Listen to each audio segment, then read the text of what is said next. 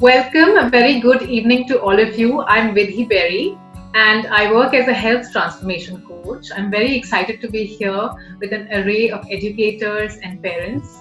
Being a parent myself, and as you heard, in my journey of discovering motherhood for other mothers, parents, and myself, what I really discovered is that consciousness in parenting, becoming very mindful and aware of yourself, is probably the most path-breaking thing that you can do while becoming a parent or an educator dealing with children.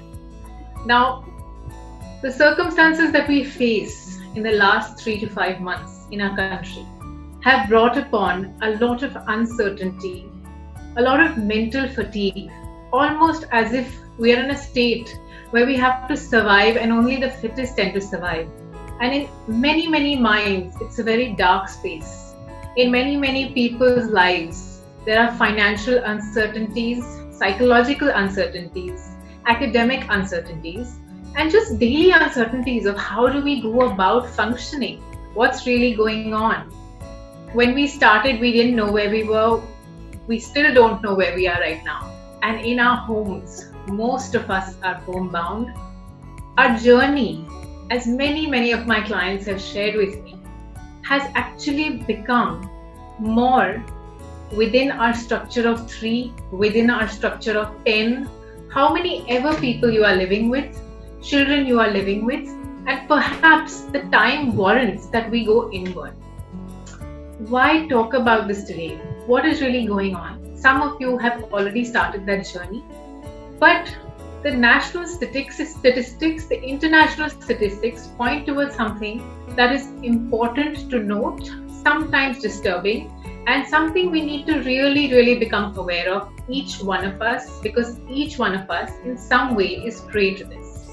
What am I talking about? As the subject suggests today, mindfulness, efficiency, and screen time. So as parents, as educators, due to the kind of work we do, it is possible, and it is, I would say with certainty, most of our screen times has increased exponentially. Even if we are part of the percentage, the national percentage of screen time has gone up many fold, geometrically much larger in progression than previously anticipated. Each of us possibly starts our day by looking at this gadget early in the morning. There's a bombardment of WhatsApp messages. We probably put on the phone to see the news. Some of us surf the internet and definitely answer near dear ones, work messages, get a lot of WhatsApp group messages, and a lot of disturbing news that's out there, a lot of fake news that's out there. And what do? We clog our minds with thoughts, a lot of negative information, and the most important thing, distractions. So what are we doing first thing in the morning? We are distracting ourselves. The minute you start your day with distracting yourself, that is what sets the tone for what's about to happen the rest of the day. And we haven't done it intentionally, it's just a matter of habit. And the minute you do that as a parent, educator, individual, you have set the tone in the same way for your child or for the child that you have to deal with. They, like we say, monkeys see and they do. And our children are just like that. They are like sponges. They see you distracted, they copy the same tone. They go copy the same behavior. Now, a 3-year-old child, a 5-year-old child won't have access to a phone on their own. They might take yours, their grandparents, or anything they can access. They might switch on the television. Again, what is the screen doing to us? Distracting us. We are aware of this, but let's explore a little bit of what we can do about it and what's really happening with this. Because many of us do need to use technology and the screen to work. Many of us, like we are communicating today, this is definitely a useful tool to not have FOMO, not miss out on communicating with each other, not be connected, but use these tools to connect. However, we are not spending maybe 5 hours, 8 hours, whatever your average screen time is, in being productive or connecting in an efficient way. We are actually doing a whole lot of other things that is distracting us and usually taking away from our time. And why is this important to observe? Because the human mind has an exponential capacity. And in this time of uncertainty, like I said, it is about the survival of the fittest through the mind, the psychology, through whatever you can create. And each one of us has the capacity to create. But if we are clogged with mental uncertainty, thoughts that are making us spiral in a downward way, fear and constant fear that not only do we imbibe with our families, but we pass on to our children. What do? We absolutely kill our capacity to create on a daily basis. And creation first happens where? It happens in the mind, in the thought. So whatever may happen, however uncertain the world may be, none of us should or need to lose our capacity to create. And this one thing that we don't become aware of is if we start our day not by fulfilling our senses, but using any gadget to distract ourselves, we automatically start our day by killing our capacity to create. Create harmony, create ideas, create work, and create a great mind and body environment for ourselves and our families, whatever our circumstances might be. Some of us are in better comfort zones, some of us are in more dire zones right now. So yes, each of us will have different circumstances. Some of us are not back to work, some of us are working, and parents who are homeschooling our children single-handedly double the work hours.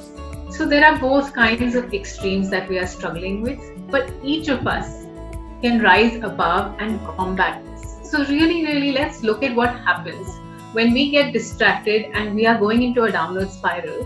What does a home scenario look like right now? Most of us, I can tell you as a mother and with my friends and educators who are mothers and we have husbands at home, on a daily basis, there will be a huge amount of stress regarding studies, regarding menus, regarding food. There will be some amount of yelling and shouting going on. There will be a point where I'm like, I can't deal with you. Please go watch TV or something. Stop troubling me. I can't keep playing with you all day. I'm sorry you have no playmates, but this is what it is.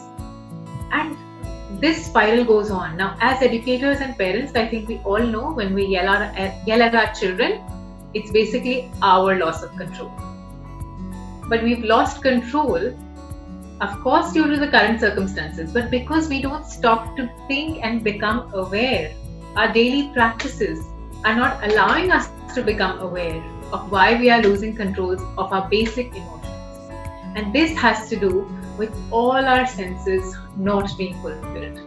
All our senses not being fulfilled. So now you might say that some of us are really busy, we are back to work, we are teaching, all of that is going on. We don't have the time. How do I fulfill all my senses? So are there quick, fast ways to do it?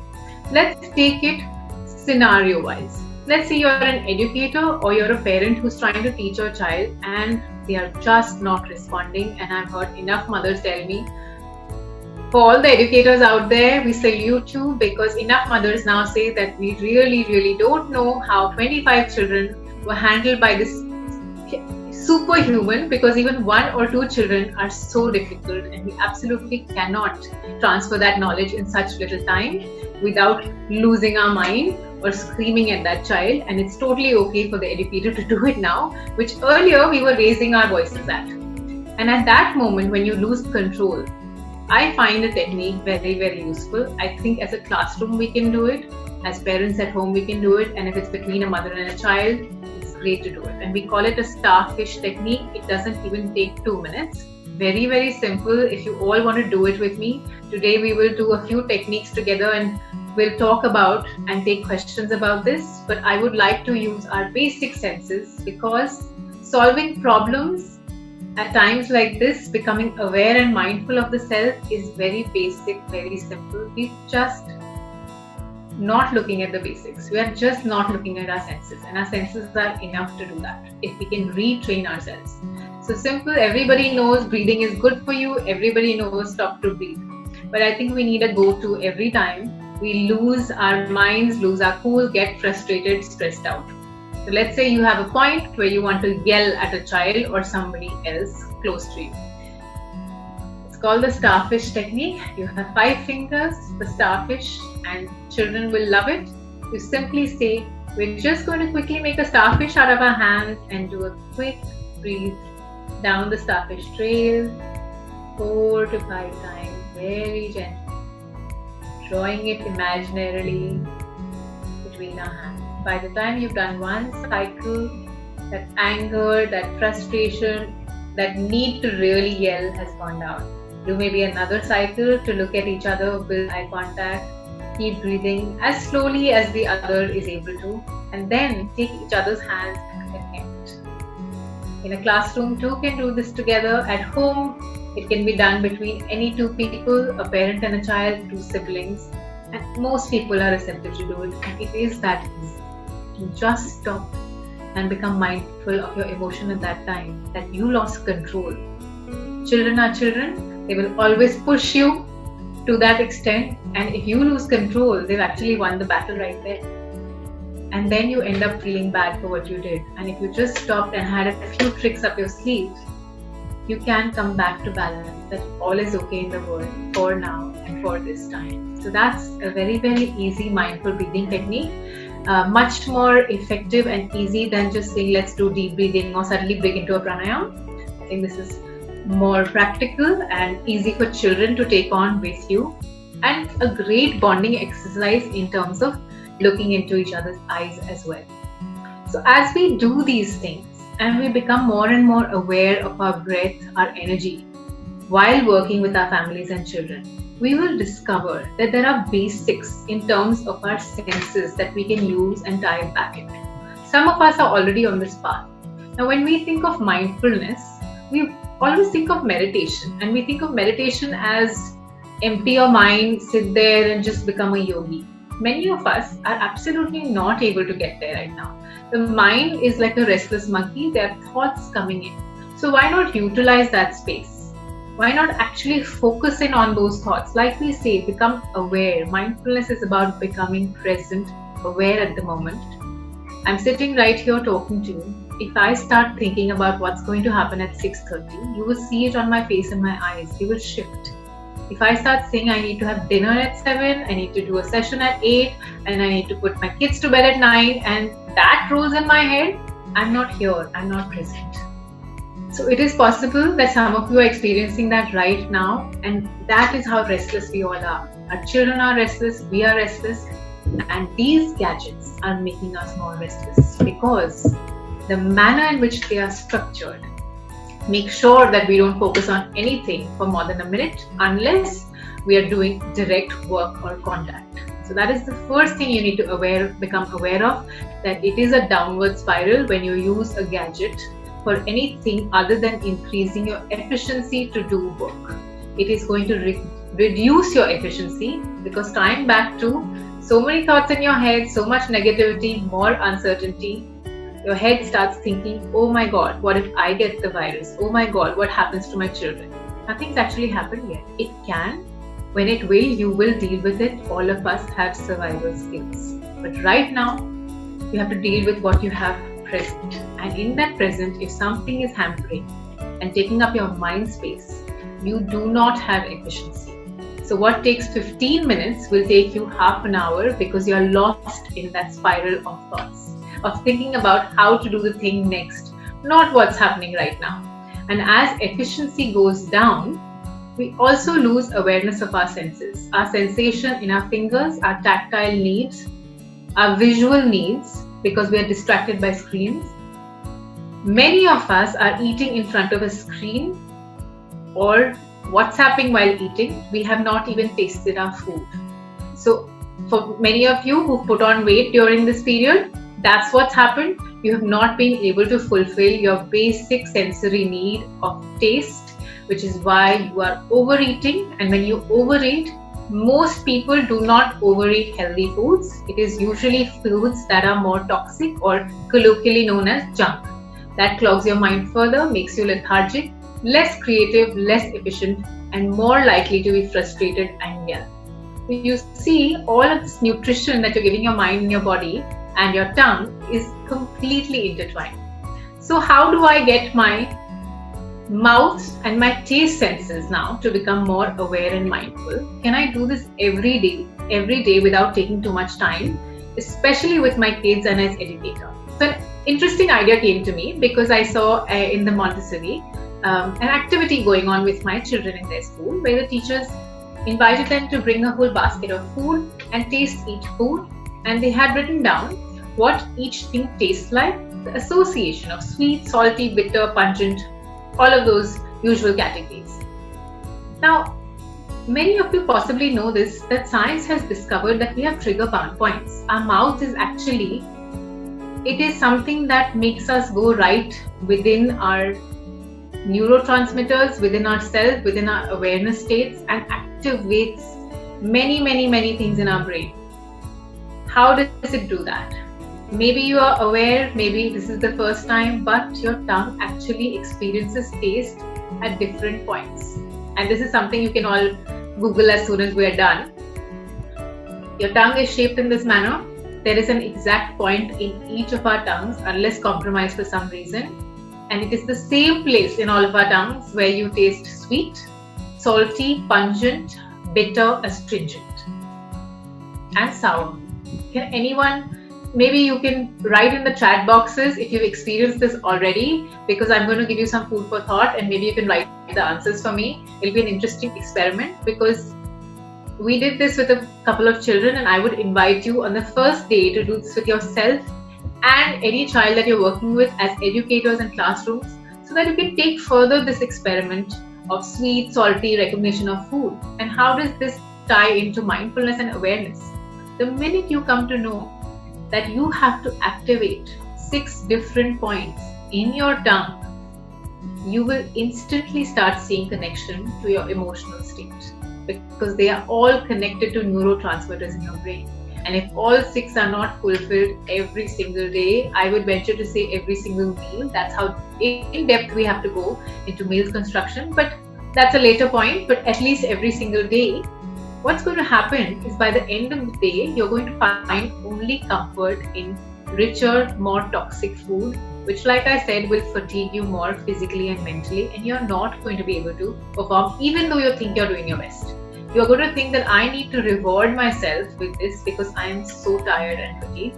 So it's okay to have a scoop of ice cream. It's okay to have a bag of chips.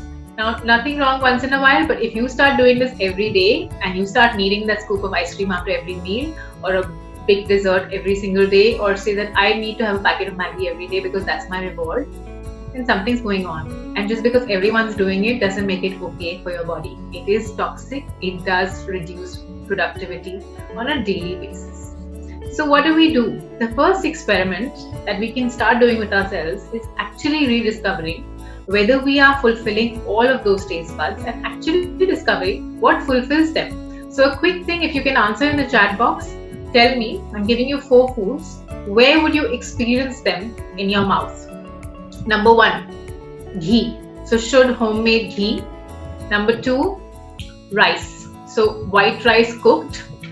Number 3, mango. And number 4, chocolate. Now this is very confusing, so I don't know if we are going to get all the right answers here, but it's a food for thought. As I'm talking, please send me your answers. It's going to be very interesting to see. I'm going to give you a little bit of a clue and a key that you will start with 1 point on your tongue, but it will actually vibrate through, because the tip of our tongue, right at the bottom, is the sweet center. Just behind that is the pungent point. On the sides, you have sour. On the sides behind, you have salty. Right behind pungent, you have bitter. And behind that, you have astringent. So, interesting. So, mango side of the tongue, chocolate tip of the tongue. Interesting. Okay, so let me give some answers. Thank you so much for sharing. Ghee and rice, you will experience right in front, which is why in many traditional Indian cultures, they start their food with a little bit of ghee and rice, because that is sweet food, and we say traditionally start with sweet. It actually means it's something that activates the tip of your tongue. Chocolate, in fact, you start there, but you actually go to bitter because cocoa is naturally bitter. Even though you have camouflaged it with sugar, it will have a little bitter, a little sour, a little sweet, a little salty also. So actually 4 or 5 taste buds, which is why so many of us eat that chocolate to fulfill us as comfort food, because it fulfills almost 4 to 5 taste buds. Now you might say I might just eat chocolate all day to fulfill all my senses. There's a whole lot of baggage that comes with the chocolate in terms of nutrition. So I would say refrain from more than a piece a day of dark chocolate if you really like dark chocolate. Having said that, now you see what happens. There's a whole cacophony of tastes that are going on in your mouth, and the minute you start devising your food slowly and steadily, every day just making yourself aware of 4 foods, just 4 with your child. The first day can be exactly what I told you, these 4 food items. The next day can evolve into different fruits, vegetables, preparations that you do. And the minute you see you've started hitting all 6 points, you start combining your foods such that every day you're hitting all 6 points. Trust me, by 7:30 or 8 in the evening, even if someone puts a delicious platter of dessert in front of you, you will not have a craving left if you fulfilled all 6 senses. So becoming mindful of what's happening inside your tongue is something we have all forgotten, which is why cravings happen. Anyone who devises their meals keeping in mind all 6 taste buds and does the same for their child will see that they do not ask for more after a certain time. And if you repeatedly do this, building food discipline, sense discipline, you will find that you're able to control yourself and the child, and it's not a whole lot of effort. It's not like you're holding back. It's very simple. Everything is fulfilled. You don't have that need anymore. You don't need to go for comfort. What's so wrong with finding for comfort? Problem is that all the food that we find comfort in actually makes us less efficient, less mindful, because it has more and more refined sugar and salt. And why it's relevant today is that it actually lowers your immunity by 50%.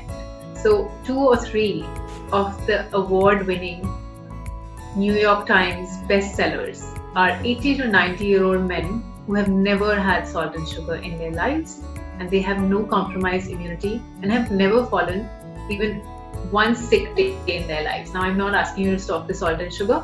I'm saying become aware of that's the kind of impact it has, and then choose how much. Because we started saying everything's okay, everything's justified, and we need this for comfort because we are under so much stress. But half of that stress is caused by the choices we are making every single day. And the ripple effect is on our children who are at home, who are absolutely copying our behaviors.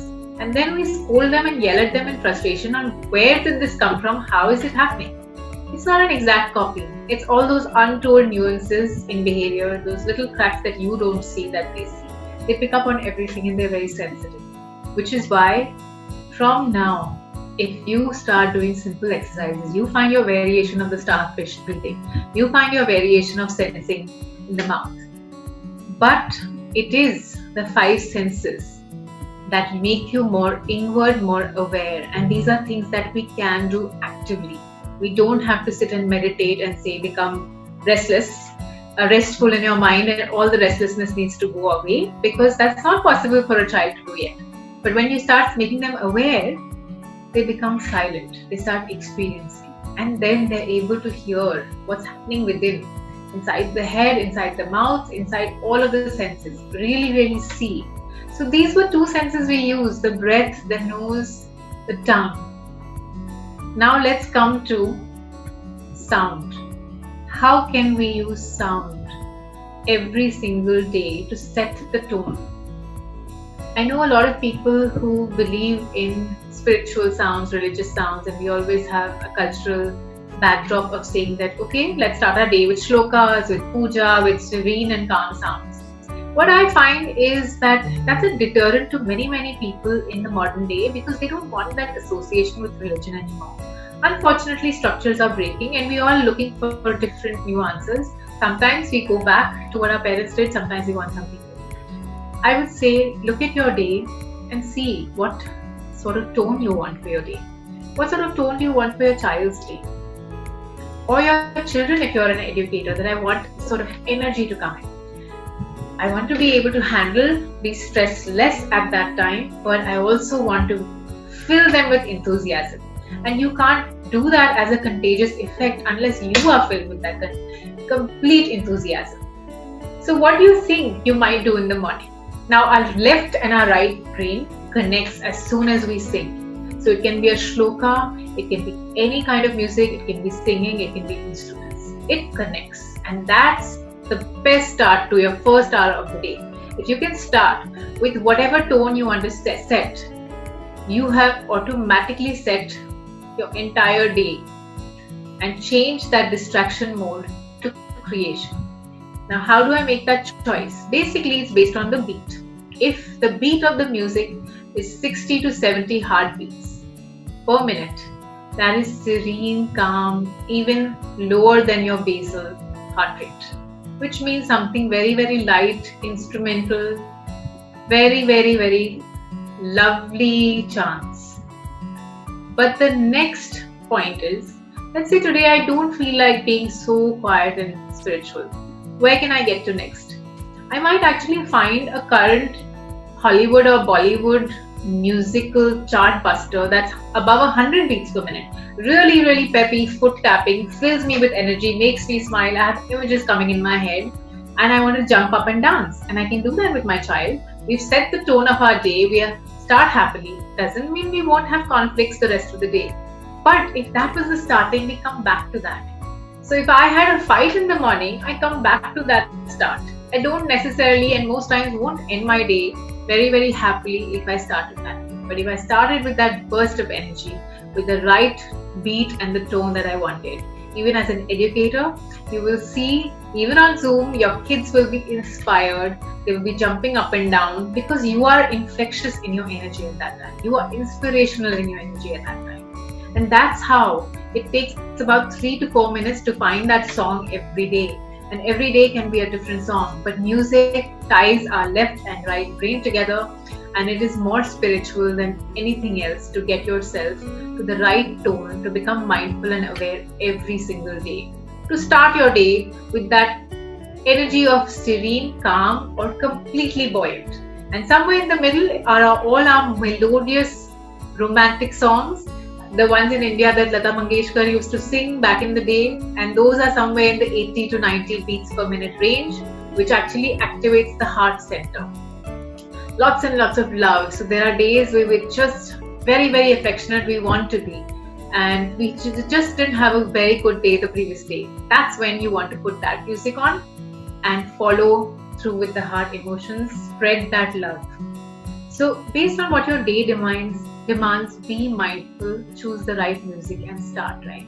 So that was more about hearing the left and right brain connections and getting your heart to pump at the right rate for where you want to be. Actually choosing mindfully and setting the tone of your day. Now, let's come to something deeper that you can do as parents, and slowly your children will imbibe. Using the power of the subconscious mind through a conscious activity. Just want to go basic into the conscious, subconscious, and the unconscious brain. We don't have exact numbers, but the estimates are somewhere between the conscious mind is 10% of our brain, the subconscious mind is 60 to 70% of our brain, and the unconscious mind is 20 to 30%. So, also sometimes known as 10% is human brain, 60 to 70 is mammalian, and 20 to 30 is unconscious. Now, the unconscious has no filter, it absorbs anything and everything. Subconscious is built 0 to 7 years. So all of us parents, educators have a huge responsibility in building that. And in that subconscious, whatever your self-talk is inside your head, that's what really is manifesting. Which is why I said the screen time clutters your subconscious, not your conscious so much. Because then you have no control over the little negative thoughts that keep coming on and on and on and on, nagging you. And you're like, I have no control on this. So imagine if you would every single day flood yourself exactly with the opposite. Why would you do it? Again, to increase efficiency in every single way as a creative individual, as an educator, parent, family person, and a contributor to society. How do we do this? I want to take you back to something that some of you probably always do, and you've never applauded yourself for doing it. And if you're doing it, keep doing it. Find a new way to do it if you want, but teach yourself and your children to do it every single day.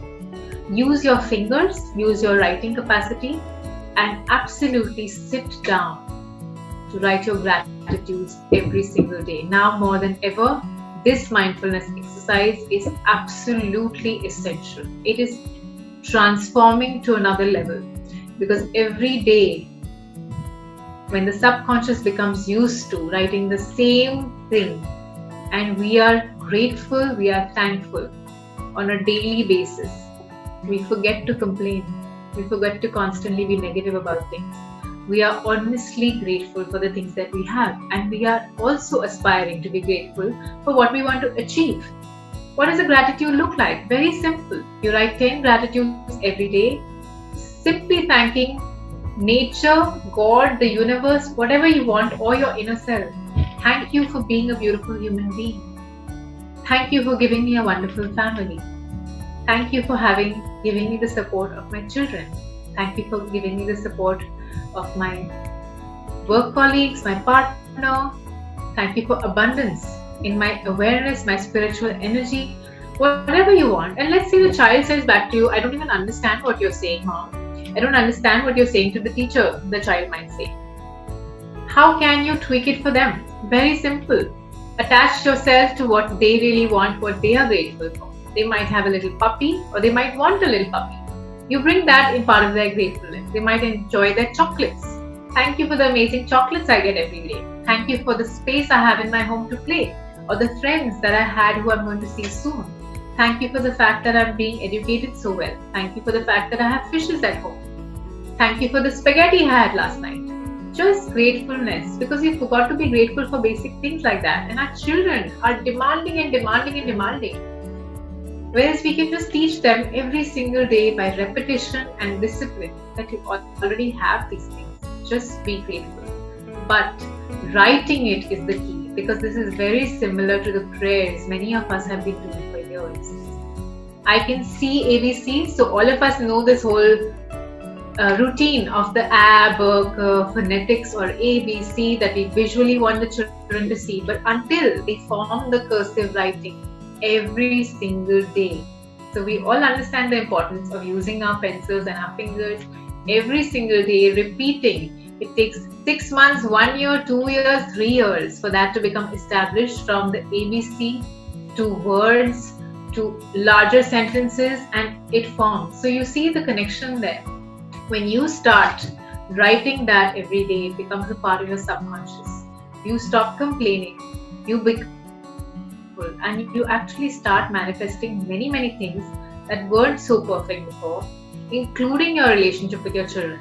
So if you are having a little bit of a tough time, start becoming grateful for whatever is there in your relationship, and you'll see the other stuff starts resolving. It doesn't happen in a day, just like our children didn't learn ABC in a day. But patiently, everyone has their time, so will you. But you have to have faith in the process. All the little techniques that I'm giving you have to have faith in the process. Do it diligently in a disciplined manner every single day. And as you have a long-term vision to becoming more and more inward and aware, you'll find that every day you are manifesting just a little bit. And when we have setbacks, we'll be able to deal with them in a much, much more mature, productive and calmer manner. So with that, I want to open the floor to questions from Navneeta. I hope we've been able to share good 3 or 4 techniques, and with the questions, maybe a few more to becoming more mindful every single day. Thank you so much for all of you being here. And if you have more questions, please send it on the chat box and I'll answer it. Thank you.